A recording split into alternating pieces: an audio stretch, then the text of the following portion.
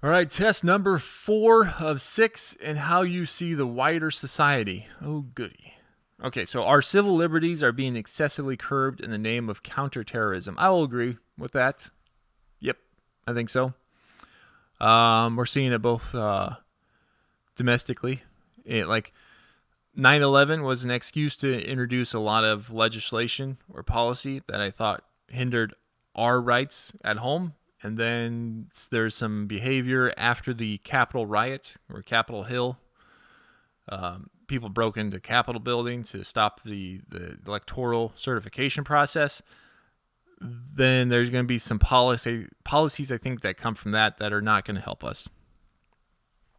And that's addressing both domestic and international terrorism. So a significant advantage of a one-party state is that it avoids all the arguments that delay progress in democratic political systems. A one-party state? No, I don't like that. I would rather have a no-party state. No parties.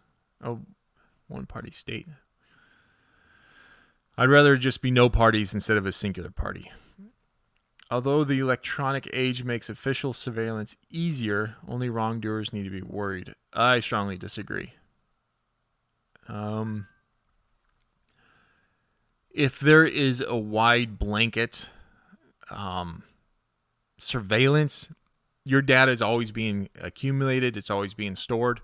So yeah, you might not be doing anything that's illegal, but let's say you do one little thing that is illegal, or there's something you're busted with, then they can use that whole aggregate of information to mine stuff to create an even more radical interpretation of who you are. I don't like that. I don't think that's a good idea. Death penalty should be an option for most serious crimes. Ooh. Death penalty is, I'm going to soft disagree. There's some people I definitely think should, just automatically death penalty. I get that impulse. I understand it. It's primal. I get that feeling too. However, we also know that death penalty has been misused or poorly managed.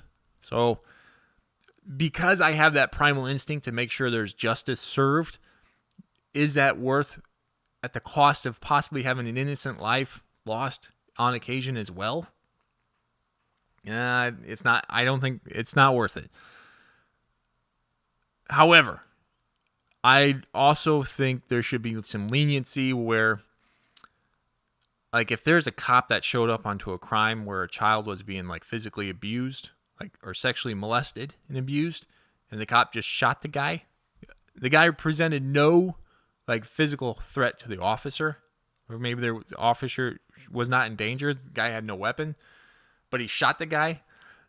I mean, would I feel like the officer should be tried? Again,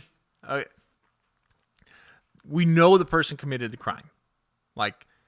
It's 100% fact. It's not something where it's well, maybe there's a 1% chance he didn't commit the crime. The crime was being witnessed, and out of a fit of rage, the officer killed a man.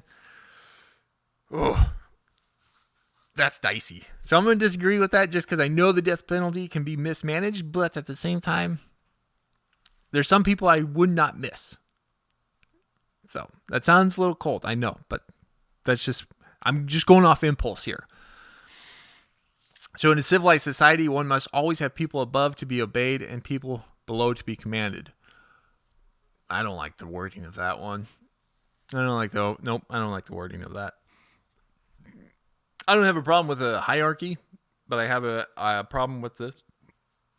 I do have a problem with this wording of obeyed and commanded. I don't like that wording. Disagree. Abstract art that doesn't represent anything shouldn't be considered art at all. Disagree. Everyone has different tastes. Just let it go. I mean, I get that too. I'll see something where I'm like, this is absurd and stupid, but whatever. If you can get some person, you can con them into paying money for it, I guess more power to you. Whatever. In criminal justice, punishment should be more important than rehabilitation. I disagree. It is a waste of time to try to rehabilitate some criminals. I'm going to strongly disagree.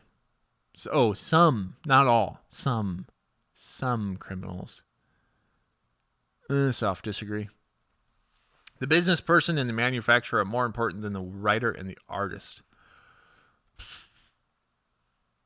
I disagree. I kind of lean towards art and creativity.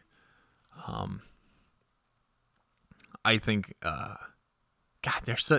feel like there's a sort of a cohesion and yin and yang to this, where they both kind of need each other. But to say one's more important than the other, I don't know. God, that's a weird question. It's a good question, but it's a weird question. Whatever. There's value in people who can write and create art. It can make observations and commentary that need to be made.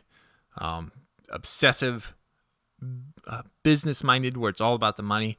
I think you're going to miss a lot of crucial things that would have a negative effect on society. I think that introspection that creates art or creates writing is necessary. Mothers may have careers, but their first duty is to be homemakers. Strongly disagree. Wait. So mothers implies they are already a mother, but they doesn't mean they have to be a homemaker. No, why not? They can have a career, hire a nanny or whatever. That's fine. Whatever. I mean, it's one thing where if it's like only career and no motherhood, you create some real bastards that way. But I'm going to strongly disagree. Multinational companies are unethically exploiting the plant's genetic resources of developing countries. That's happening. Yeah. Making peace with the establishment is an important aspect of maturity. Ugh.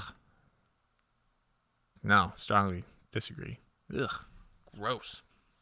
Okay.